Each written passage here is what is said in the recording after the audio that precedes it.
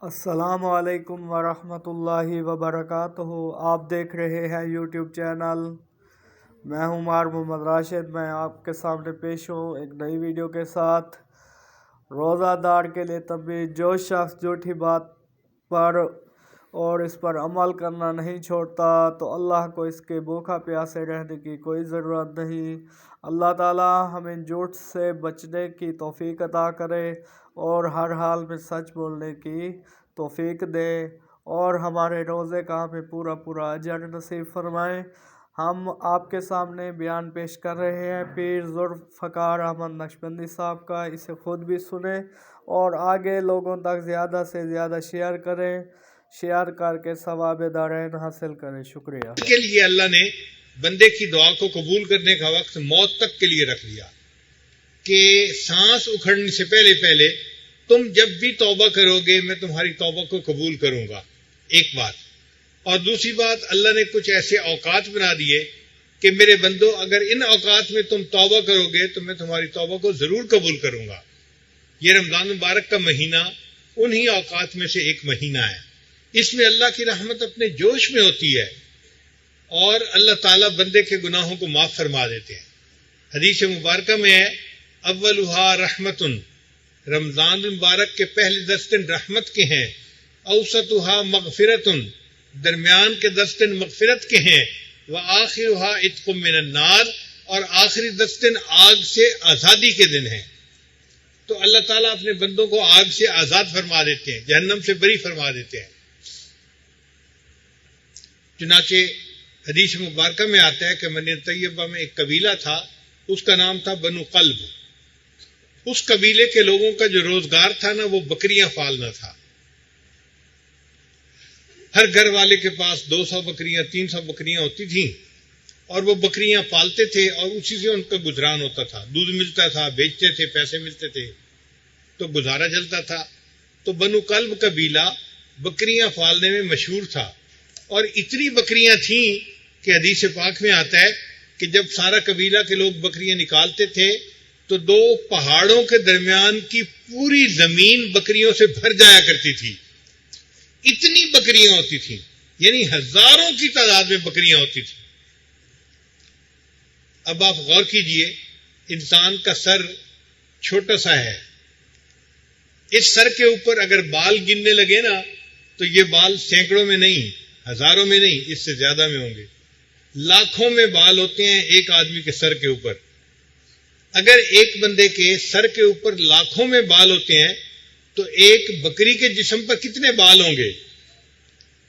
کروڑوں میں ہوں گے۔ تو نبی علیہ الصلوۃ والسلام نے بنو قلب قبیلے کا نام لیا کہ بنو قلب قبیلے کی بکریوں کے بالوں کے برابر جہنمی رمضان مبارک کی ہر رات میں جہنم سے بری کر دیے جاتے ہیں۔ اللہ اکبر کبیرہ، سبحان اللہ۔ اللہ رب العزت کتنے عظیم ہیں، کتنے مہربان ہیں کہ اتنے بندوں کو ہر رات جہنم سے بری فرماتے ہیں۔ اب یہاں ایک سوال طالب علم کے ذہن میں پیدا ہوتا ہے کہ اللہ تعالیٰ نے شیطان بدبخت کو پیدا ہی کیوں کیا؟ نہ رہے بانس نہ بجے بنسری، نہ یہ بدبخت ہوتا نہ گناہ کرواتا اور سکون سے سب نیکی سے زندگی گزار لیتے۔ ایک سوال پیدا ہوتا ہے نا، علماء نے اس کا جواب لکھا ہے۔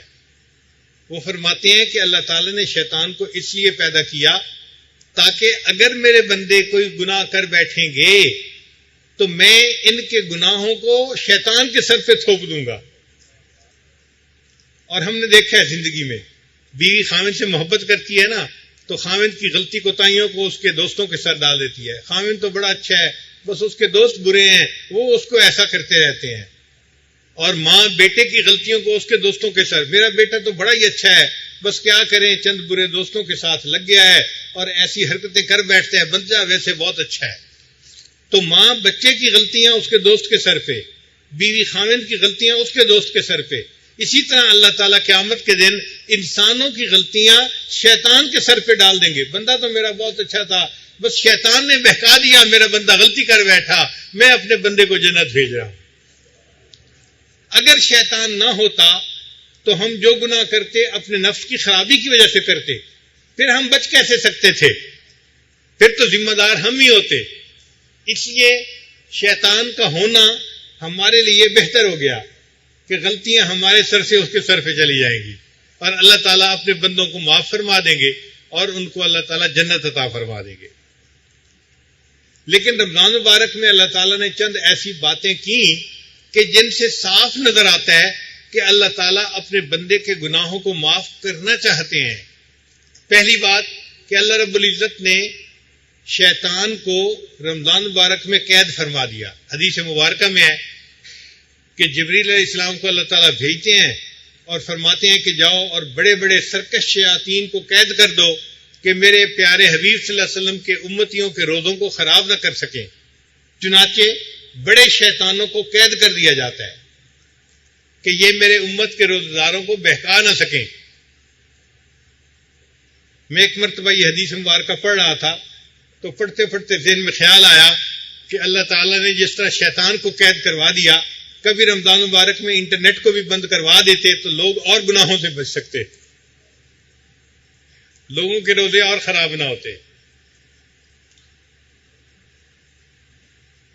تو رمضان مبارک میں اگر کوئی انسان نماز چھوڑتا ہے یا برائی کرتا ہے تو بڑے شیطان اس کو نہیں بہکاتے. وہ جو چھوٹے چھوٹے شیطان ہوتے ہیں نا، جن کو شتونگڑے کہتے ہیں، وہ ان کی وجہ سے یہ کام کر لیتا ہے. یا ان شیطانوں کا جو اثر اپنے نفس کے اوپر ہوتا ہے، اس نفس کی خرابی کی وجہ سے انسان گناہ کر لیتا ہے. تو اللہ رب العزت نے شیطان کو قید کروا دیا رمضان آنے سے پہلے ہی. اور دوسرا کام یہ کیا کہ رمضان مبارک میں بندوں کے اعمال کا اجر بڑھا دیا. چنانچہ رمضان مبارک میں ایک بندہ نفل کام کرے گا تو فرض کام کرنے کا اجر ملے گا، فرض کام کرے گا تو 70 فرض ادا کرنے کا ثواب عطا کیا جائے گا.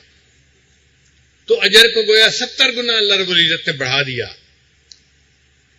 یہ بھی اللہ رب العزت کا کتنا بڑا کرم ہے، کتنی بڑی مہربانی ہے. حدیث مبارکہ میں ہے کہ جو بندہ رمضان کے آخری 10 دن میں اعتکاف کرتا ہے سنت، اللہ تعالیٰ اس کو 2 حج اور 2 عمرے کرنے کا ثواب عطا فرما دیتے ہیں.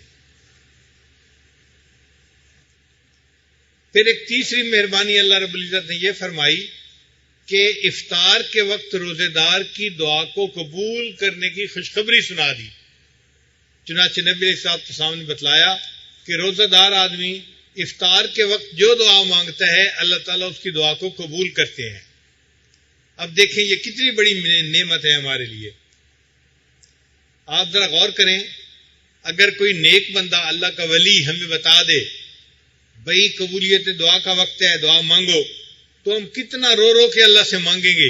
یار ایک ولی نے کہا قبولیت دعا کا وقت ہے، اور یہاں تو ولیوں کے سردار اور نبیوں کے سردار اور اللہ کے پیارے حبیب صلی اللہ علیہ وسلم حضرت محمد مصطفیٰ احمد مجتبیٰ صلی اللہ علیہ وسلم ارشاد فرما رہے ہیں کہ افطاری کے وقت روزے دار کی دعا قبول ہوتی ہے. تو ہمیں تو چاہیے کہ افطاری سے پہلے خوب اللہ سے دعا مانگیں تاکہ ہمارے سارے کام اللہ آسان فرما دے. دنیا میں انسان اپنی مشکلات کو دور کرنے کے لیے جتنے اسباب اختیار کرتا ہے، دعا اس میں سے سب سے بہترین سبب ہوتا ہے. تو کیا ضرورت ہے کسی کے سامنے شکوے کرنے کی، کسی کو بتانے کی وہ جی میرے بیٹے کو نوکری نہیں ملتی، میری بیٹی کے ہاں بیٹا نہیں ہوتا، وہ جی بیٹی کو رشتہ نہیں مل رہا. کہنے کی کیا ضرورت ہے؟ افطار کے وقت دعا مانگیں، اللہ تعالیٰ ان دعاؤں کو قبول فرمائیں گے.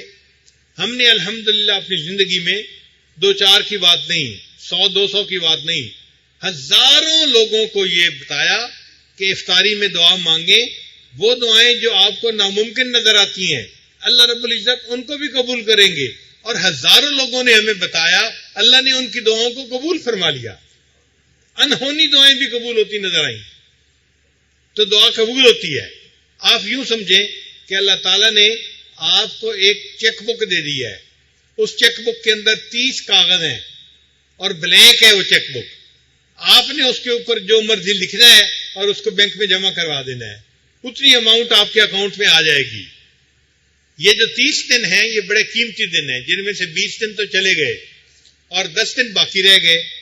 اب ہم اعتکاف میں اس لیے بیٹھے ہیں کہ ہم اعتکاف کے وقت افطاری کے وقت مل کے سب دعا مانگیں چونکہ مل کے دعا مانگنا اللہ کو زیادہ پسندیدہ ہے، قلوب کا اجتماع اللہ کو زیادہ اچھا لگتا ہے، اسی لیے میدان عرفات میں دعائیں جلدی قبول ہو جاتی ہیں کہ دل اکٹھے ہوتے ہیں، ایک طرف متوجہ ہوتے ہیں۔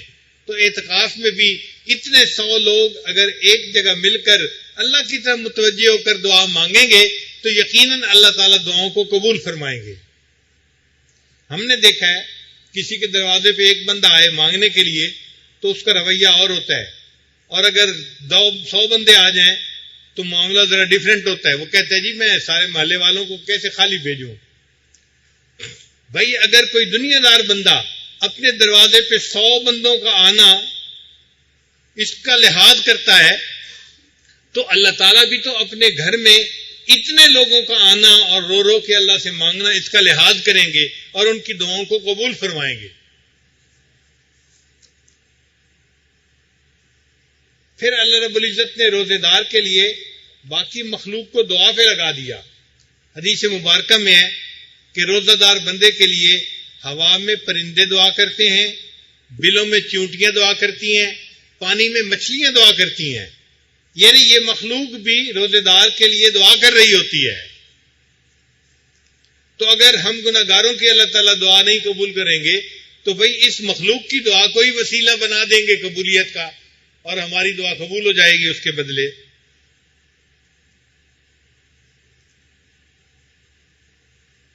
جو مانگنے کا طریقہ ہے اس طرح مانگو، در کریم سے بندے کو کیا نہیں ملتا۔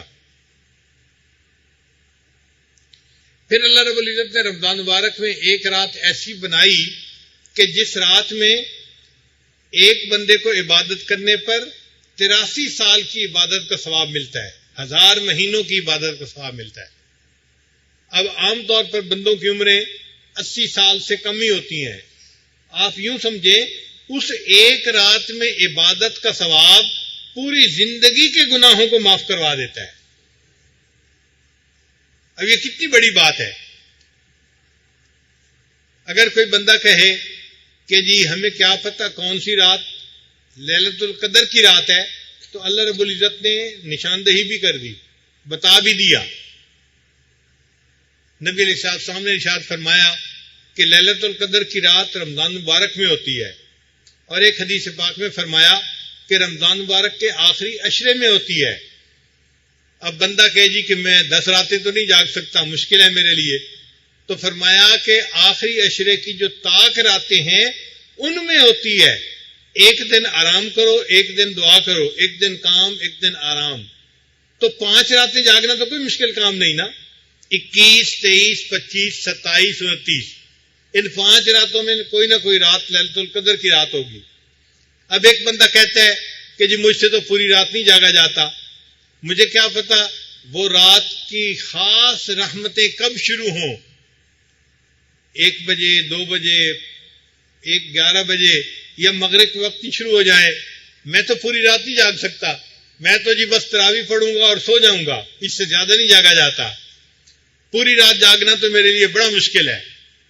تو اس کو اور بھی آسانی کر دی، فرمایا کہ اچھا تم بے شک پوری رات مت جاگو، ہم تمہیں گیس لگا دیتے ہیں۔ گیس جانتے ہیں نا، طالب علم جو ہے نا جب پیپر دینے ہوتے ہیں، ہمارے مدرسے میں جب وفاق کے امتحان ہوتا ہے نا تو استادوں کے پاس شاگردوں کا ہجوم ہوتا ہے، استاد جی گیس لگا دو کون سا جو ہے نا وہ سوال آئے گا، اور ہمارے بعض حضرات کا گیس بڑا صحیح لگتا ہے، بالکل صحیح وہی جو ہے سوال آتے ہیں اور بچے بڑے خوش ہوتے ہیں گیس لگوا کے۔ تو اللہ تعالیٰ نے بھی گیس لگا دیا کہ اچھا ہم تمہیں لیلۃ القدر میں عبادت کا گیس لگا دیتے ہیں کہ تم کیسے عبادت کر سکتے ہو۔ یا اللہ وہ گیس کیسے ہے؟ فرمایا کہ لیلۃ القدر میں تنزل الملائکۃ والروح فیہا بإذن ربہم من کل امر سلام، اس میں جبریل علیہ السلام فرشتوں لے کر زمین پر اترتے ہیں اور زمین والوں کے لیے سلامتی کی دعائیں مانگتے ہیں، اور رحمت کا نزول ہوتا ہے خاص طور پر۔ یا اللہ یہ تو آپ نے بتا دیا کہ رحمت کا نزول ہوتا ہے، لیکن ہمیں کیسے پتہ چلے کہ وہ کب تک نزول ہے؟ اللہ نے فرمایا ہے یا حتی مطلع الفجر، یہ جو رحمت کا نزول ہوتا ہے جب بھی شروع ہوتا ہے یہ فجر ہونے تک باقی رہتا ہے۔ اب یہاں گیس لگ گیا کہ جو بھی رات ہوگی وہ طلوع فجر تک اس کی برکتیں یقیناً رہیں گی، چونکہ قرآن پاک میں ہے۔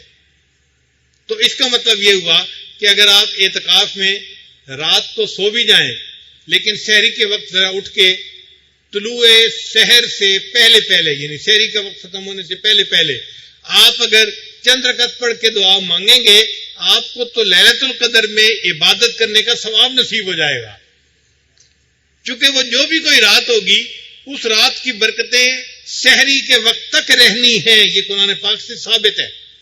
تو جب رہنی ہے تو ہمیں ثواب ملے گا اس کا، تو آسان کام ہو گیا نا ہمارے لیے لیلۃ القدر میں عبادت کرنا۔ اگر عبادت کریں گے اللہ تعالیٰ 80 سال کے گناہوں کو، یعنی پوری زندگی کے گناہوں کو اللہ تعالیٰ معاف فرما دیں گے۔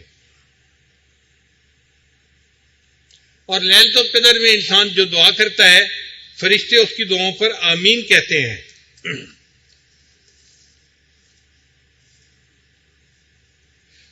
اب ہر رات میں اتنے جہنمی جہنم سے بری ہوتے ہیں۔ ہم نے کئی لوگوں کو دیکھا ہے کہ شروع میں وہ قدر نہیں کرتے، لحاظ نہیں کرتے، جب نعمت ختم ہونے کا وقت ہوتا ہے نا پھر ان کو لحاظ ہوتا ہے۔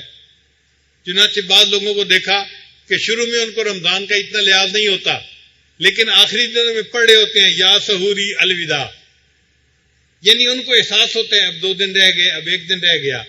تو رب کریم نے کہا کہ میرے بندو، ہو سکتا ہے کہ تمہارا بھی حال ایسا ہو کہ تم پہلے دنوں میں تو غفلت میں رہو، اور جب پتہ چلے کہ اب 2 دن رہ گئے تب تمہیں احساس ہو کہ اب تو رمضان ہاتھ سے گیا، اور پھر تم اس کی کوشش کرو۔ تو رمضان مبارک کی آخری رات میں اتنے جہنمی جہنم سے بری ہوتے ہیں جتنا رمضان کی پہلی رات سے آخری رات تک ٹوٹل جہنمی بری ہوئے تھے۔ اب آپ بتائیں کہ اگر ہر رات میں اتنے جہنمی بری ہوتے ہیں، پورے مہینے میں کتنے بری ہوں گے، اور آخری رات میں اتنے ٹوٹل بندے اور جہنم سے بری کر دیے جاتے ہیں۔ کئی بندوں کو دیکھا ہے کہ وہ آخری رات کا بھی لحاظ نہیں کرتے، جب رمضان ختم ہو جاتا ہے تب ان کو احساس ہوتا ہے اب تو رمضان ہاتھ سے چلا گیا۔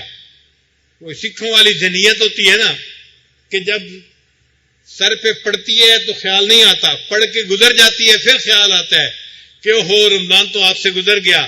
اللہ رب العزت نے فرمایا اچھا اگر میرے کچھ ایسے بندے ہوں گے میں ان کا بھی لحاظ کر لیتا ہوں۔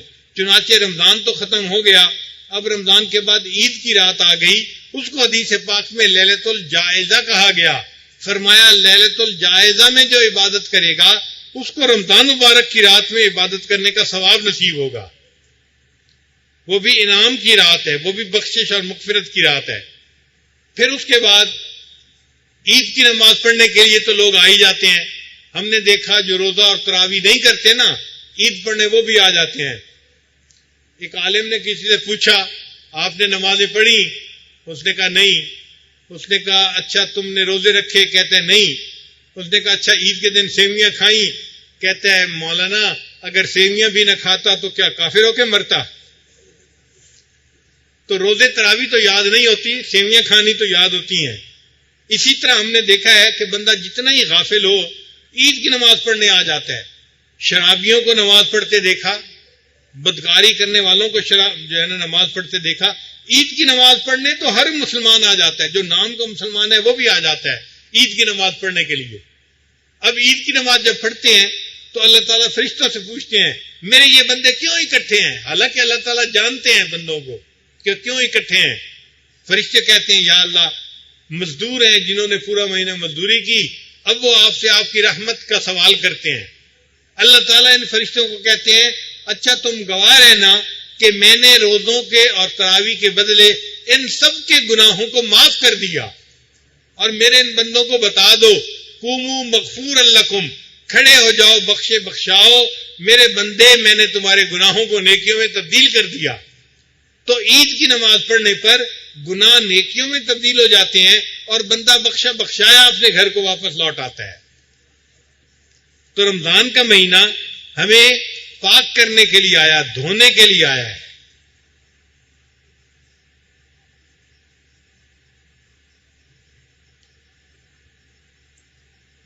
اس لیے حدیث پاک میں فرمایا گیا الصوم جنتن، روزہ ڈھال ہے، یعنی ڈھال انسان نے پہنی ہوئی ہو تو وہ دوسرے کے گولی سے یا تلوار سے تیر سے بچ جاتا ہے، اسی طرح یہ روزہ ایسی ڈھال ہے کہ اس کے رکھنے سے انسان شیطان کے ہتھیاروں سے بچ جاتا ہے اور اللہ تعالیٰ اس کو جہنم سے نکال کر جنت عطا فرما دیتے ہیں۔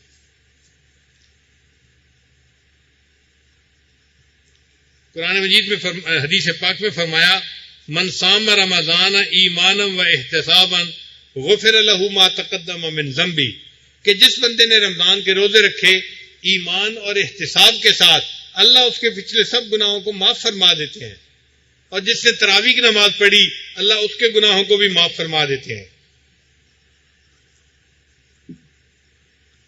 اور ایک اور بڑی مزے کی بات ہے، یہ جتنی خوشخبری ہیں نا سب بڑی پیاری ہیں، لیکن یہ خوشخبری ان سب میں سے زیادہ پیاری ہے۔ وہ کیسے؟ یہ خوشخبری یہ ہے کہ اللہ فرماتے ہیں الصوم لی وانا اجزی بہ، روزہ میرے لیے ہے اور روزہ کا بدلہ بھی میرے ہی ذمے ہے۔ چنانچہ بندہ نیکی کرتا ہے تو نامہ اعمال میں اس کی نیکی کا ثواب لکھا جاتا ہے، جب روزہ رکھتا ہے تو فرشتے روزے کا ثواب نہیں لکھتے، صرف لکھتے ہیں اس بندے نے روزہ رکھا، اب اس کا ثواب قیامت کے دن اللہ اس کو عطا کریں گے۔ اب یہ عجیب بات کہ روزے کا ثواب قیامت کے دن اللہ عطا فرمائیں گے۔ بھائی جب اللہ نے دینا ہوگا تو بڑوں کی دین بھی تو بڑی ہوتی ہے نا۔ اب کوئی بندہ جا کے سعودی عرب کے بادشاہ سے 5 روپے مانگے، اس کو غصہ آئے گا، تم نے مجھے کیا سمجھا ہوا ہے بھائی، مجھ سے 5 روپے مانگنے آ گئے ہو۔ کسی وزیر سے آپ 1 روپیہ مانگیں وہ غصہ کرے گا، تم نے مجھے کیا سمجھا ہوا ہے، 1 روپیہ مانگتے ہو۔ تو بڑے جو ہوتے ہیں نا ان کی دین بھی بڑی ہوتی ہے۔ اللہ تعالیٰ جب دیں گے تو بندے کو پھر اتنا دیں گے کہ بندہ بس بس کرے گا، چونکہ اللہ نے دینا ہوگا۔ اچھا آپ غور کریں، ایسا پاسبل ہے کہ ایک بندہ جہنم میں جا رہا ہو، اب اس کو نیکیوں کی ضرورت ہے اور اس کی نیکیوں میں روزہ بھی لکھا ہوا ہے اور روزے کا بدلہ اللہ نے دینا ہے، اور وہ اپنے اللہ سے بدلہ مانگے اور اللہ اس کو تھوڑا بدلہ دے جو اس کو جنت میں نہ پہنچا سکے؟ ایسا ہو سکتا ہے؟ پاسبل ہی نہیں ہے۔ جب اللہ نے بدلہ دینا ہے اللہ اتنا بدلہ دیں گے کہ یقیناً وہ بندہ جہنم کی بجائے جنت جانے کے قابل بن جائے گا۔ کوئی اللہ پہ یہ اعتراض نہیں کر سکے گا اللہ آپ نے مجھے تھوڑا بدلہ دیا، میں جنت میں نہیں جا سکا۔ اس سخی آقا کے اوپر کوئی اعتراض نہیں کر سکے گا۔ تو جب اللہ نے ذمہ لے لیا بدلہ، اس کا مطلب یہ ہے کہ بدلہ اتنا ملے گا کہ یقیناً اللہ تعالی ہمیں جنت عطا فرمائیں گے۔ حفاظت جس سفینے کی انہیں منظور ہوتی ہے، کنارے تک اسے خود لا کے طوفان چھوڑ دیتے ہیں۔ اسی لیے نبی علیہ الصلوۃ والسلام نے جبریل علیہ السلام کی بد دعا کے اوپر آمین کہہ دی تھی۔ آپ غور کریں، اگر کسی ماں کے بیٹے کو کوئی بد دعا دے تو ماں اس پر آمین کہتی ہے؟ کبھی نہیں کہتی۔ بد دعا پر آمین نہیں کہہ سکتی ماں، بیٹا ہے اس کا، محبت کی وجہ سے آمین نہیں کہتی۔ تو اللہ کے محبوب صلی اللہ علیہ وسلم جو امت کے اوپر ماں سے زیادہ شفیق تھے، وہ کیسے بد دعا کے اوپر آمین کہہ سکتے ہیں؟ آمین کہنے کا مقصد یہ تھا کہ واقعی جس بندے نے رمضان کی ناقدری کی اس نے بہت بڑی غلطی اور کوتاہی کی، اس نے غلطی کی انتہا کر دی۔ تو تھک ہار کے جیسے ماں بھی پریشان ہو کے بالآخر بندے کی بد دعا پر آمین کہہ دیتی ہے، تو نبی علیہ السلام نے بھی بد دعا پر آمین کہہ دی۔ جبریل علیہ السلام نے بد دعا مانگی، برباد ہو جائے وہ شخص جس نے رمضان کا مہینہ پایا اور اپنی مغفرت نہ کروائی، اور نبی علیہ السلام نے اس کے اوپر آمین کی مہر لگا دی۔ اب آپ سوچیں کہ ہمارے لیے یہ کتنی بڑی وعید ہے۔ اگر ہم نے اپنی بخشش ان 10 دنوں میں نہ کروائی تو نبی علیہ السلام کی بد دعا ہے اس کے لیے، بندے کے لیے جو اپنی بخشش ان دنوں میں نہ کروائے۔ اس لیے ہمیں تو ہر حال میں اپنے اللہ کو منانا ہے اور اپنے گناہوں کو بخشوانا ہے۔ حضرت علی رضی اللہ عنہ فرمایا کرتے تھے اگر اللہ تعالیٰ نے اس امت کو عذاب دینا ہوتا تو اسے رمضان مبارک کا مہینہ عطا نہ کرتے۔ اگر اللہ نے اس امت کو عذاب دینا ہوتا، اللہ اس امت کو رمضان کا مہینہ عطا نہ کرتے۔ اللہ نے جو رمضان کا مہینہ عطا کیا، اس بات کی دلیل ہے کہ اللہ ان کو جہنم میں نہیں بھیجنا چاہتے۔ ایک بزرگ سے کسی نے پوچھا کہ جی رمضان کا مہینہ کیسے بچا لیتا ہے امت کو جہنم سے؟ انہوں نے کہا دیکھو، سال کے 12 مہینے ہیں۔ سال کے کتنے مہینے ہیں؟ 12 مہینے، اور رمضان مبارک 1 مہینہ ہے، باقی 11 مہینے دوسرے ہیں۔ اسی طرح حضرت یوسف علیہ السلام 12 بھائی تھے، ایک یوسف علیہ السلام تھے اور 11 بھائی دوسرے تھے۔ 11 کوكبا، 11 بھائی دوسرے تھے، 12ویں یوسف علیہ السلام تھے۔ مگر اللہ تعالیٰ نے یوسف علیہ السلام کی وجہ سے 11 بھائیوں کی غلطی کو معاف کر دیا تھا۔ قرآن مجید میں ہے حضرت یوسف علیہ السلام کی وجہ سے باقی 11 بھائیوں کے گناہوں کو اللہ نے معاف کر دیا تھا۔ تو جیسے یوسف علیہ السلام کی وجہ سے 11 بھائیوں کے گناہوں کو اللہ نے معاف کر دیا تھا، ایسے ہی رمضان مبارک کا مہینہ یوسف علیہ السلام کی مانند ہے۔ اللہ اس کی وجہ سے دوسرے 11 مہینوں کے گناہوں کو بھی معاف فرما دیتے ہیں اور بندے کی بخشش ہو جاتی ہے۔ تو یہ مہینہ ہمیں دھونے کے لیے، پاک کرنے کے لیے آیا ہے۔ بس ہم ان 10 دنوں میں اپنے گناہوں کی سچی معافی مانگیں تاکہ اللہ تعالی ہمارے گناہوں کو معاف فرما دے اور ہماری فریاد کو اللہ تعالیٰ قبول فرما لے۔ اجازت ہو تو آ کر میں بھی شامل ان میں ہو جاؤں، اجازت ہو تو آ کر میں بھی شامل ان میں ہو جاؤں، سنا ہے کل تیرے در پر ہجوم عاشقاں ہوگا۔ اے اللہ تیرے در پر تیرے عاشقوں کا ہجوم ہوگا، اجازت ہو تو میں بھی ان میں آ کے شامل ہو جاؤں۔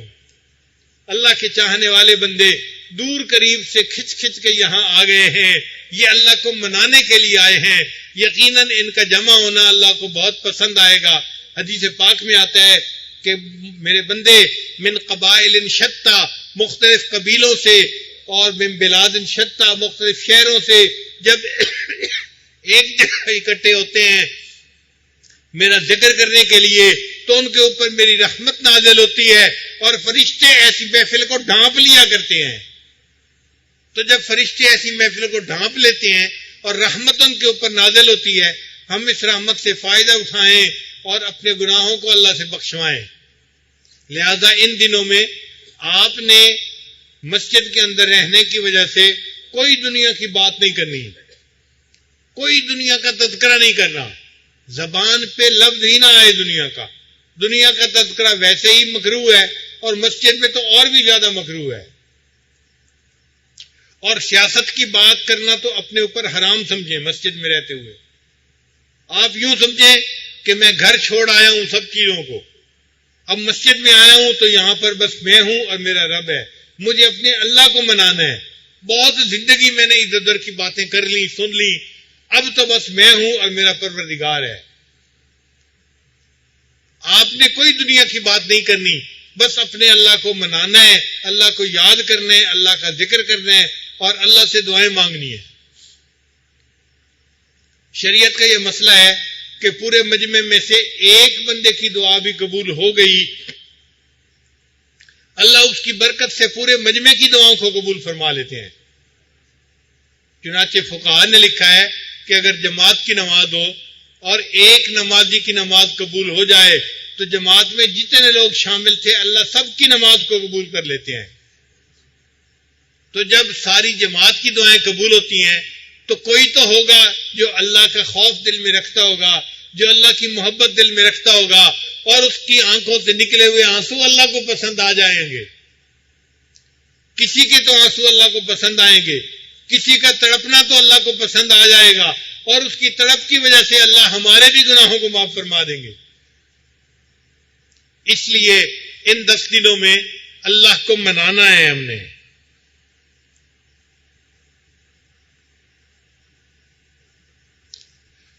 اگر کوئی بیٹا گھر سے چلا جائے اور پھر واپس آئے تو ماں دروازے کو کھولنے میں دیر نہیں لگاتی۔ اسی طرح کوئی بندہ اپنے اللہ سے دور چلا جائے گناہوں کی زندگی میں اور پھر احساس کر کے واپس آئے اور اللہ کا دروازہ کھٹکھٹائے، اللہ تعالیٰ دروازہ کھولنے میں دیر نہیں لگاتے. ماں دروازہ کھولنے میں تو دیر لگا سکتی ہے، اللہ تعالیٰ دروازہ کھولنے میں دیر نہیں لگاتے. کہتے ہیں کہ ایک شخص دریا کے کنارے کھڑا تھا اور وہ نجاست سے لتھڑا ہوا تھا. تو دریا نے اس سے پوچھا کہ اے بندے، تم نجاست میں لتھڑے ہوئے ہو، تم کیوں نہیں میرے پانی میں ڈبکی لگاتے؟ اس نے کہا کہ میں ناپاک ہوں، میں ڈبکی لگاؤں گا تمہارے پانی کو بھی ناپاک نہ کر دوں کہیں. تو دریا نے اسے کہا کہ میں تو جاری پانی ہوں، میں خود بھی پاک ہوں، اور میرے اندر اگر کوئی ناپاک آ جاتا ہے میں اس کی نجاست کو بھی دھو کے پاک کر دیا کرتا ہوں. تو جب ایک دریا نجاست بھرے بندے کے نجاست کو پاک کر دیتا ہے تو اللہ تعالیٰ کی رحمت کا دریا تو بہت بڑا ہے. اللہ کی رحمت کا دریا ہم سب کے گناہوں کی نجاست کو دھو بھی دے گا اور اس کے رحمت کے دریا میں سے کچھ کمی بھی نہیں آئے گی.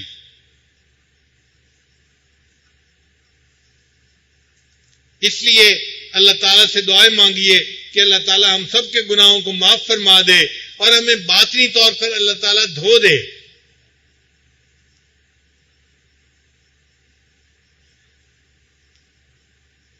رحمت دا دریا الہی تے ہر دم وگدا تیرا، رحمت دا دریا الہی تے ہر دم وگدا تیرا، جے ایک قطرہ مل جائے مینوں تے کم بن جاوے میرا. اے اللہ، تیرا تو رحمت کا دریا ہے، اگر ایک قطرہ ہمیں مل جائے تو ہمارا بھی کام بن جائے گا. ہر کوئی آنکھے تیرا تیرا تے میں بھی آنکھاں تیرا. اے اللہ، ہر کوئی کہتا ہے کہ اللہ ہم تیرے ہیں، ہم تیرے ہیں، ہم تیرے ہیں، اور اللہ میں بھی کہتا ہوں کہ میں بھی تیرا ہوں. ہر کوئی آنکھے تیرا تیرا تے میں بھی آنکھاں تیرا، تے تیرا کچھ نہیں جانا مولا یہ تو کہہ دے میرا. اور اے اللہ، تیرا تو کچھ نہیں جانا، اگر ایک دفعہ تو کہہ دے کہ بندہ تو میرا ہے، تو بھی میرا ہے. اے اللہ، ہم آپ کے گھر آئے بیٹھے ہیں، ہم تو کہتے ہیں ہم تیرے ہیں، ہم تیرے ہیں. اے اللہ، ایک دفعہ تو آپ بھی کہہ دیجئے ہاں میرے بندو تم میرے ہو. ایک دفعہ آپ کہہ دیں گے اللہ ہمارا بیڑا پار ہو جائے گا، ہماری بخشش ہو جائے گی، اللہ ہماری زندگی کا مقصد پورا ہو جائے گا. اللہ تعالیٰ آج کی اس محفل میں ہمارے گناہوں کی بخشش فرمائے اور اٹھنے سے پہلے اللہ ہمارے سب گناہوں کو معاف فرما دے. ان 10 دنوں میں خوب اللہ کا ذکر کیجئے، ان 10 دنوں میں خوب اللہ کا ذکر کیجئے اور اللہ تعالیٰ سے دوستی لگائیے، اللہ سے دوستی بڑھا دیجئے.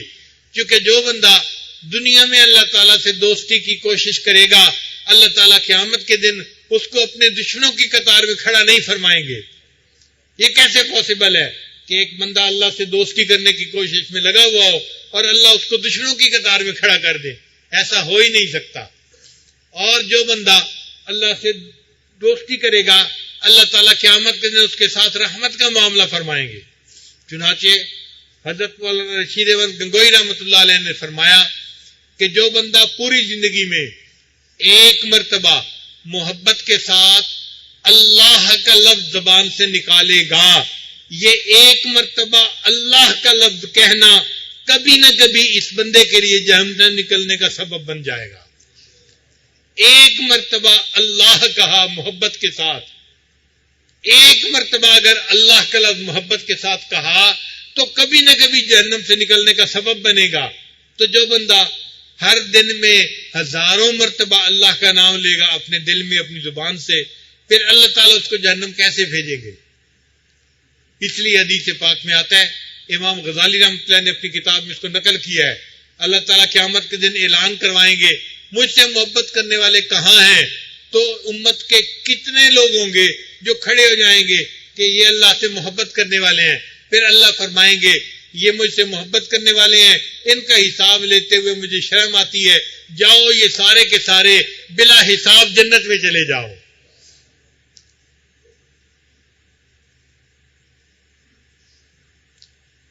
ہمارے علاقے میں ایک بزرگ گزرے ہیں بلے شاہ رحمۃ اللہ علیہ، وہ پنجابی زبان کے اشعار ہیں ان کے بڑے عجیب و غریب.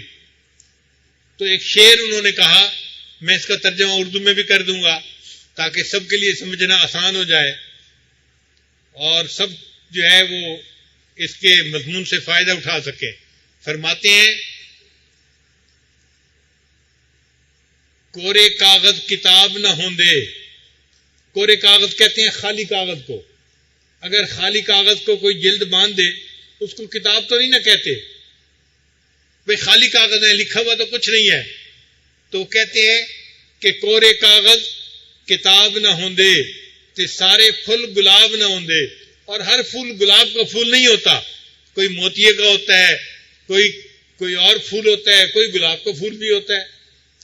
کورے کاغذ کتاب نہ ہوندے تے سارے پھول گلاب نہ ہوندے تے جے کر یاری لائیے بلیا تے یاراں نال حساب نہ ہوندے. اور اے بلے شاہ، اگر کسی سے یاری لگائی جائے تو پھر یار سے حساب کتاب کرتے شرم آتی ہے. اللہ رب العزت سے جو بندہ دوستی لگائے گا اللہ تعالیٰ قیامت کے دن اس کا حساب نہیں کریں گے، بلا حساب اس کو جنت عطا فرما دیں گے. دعا ہے اللہ تعالیٰ ہمیں بھی بلا حساب جنت عطا فرمائے. اللہم انا نسألک الجنہ ونعوذ بک من النار وآخر دعوانا ان الحمد للہ رب العالمین.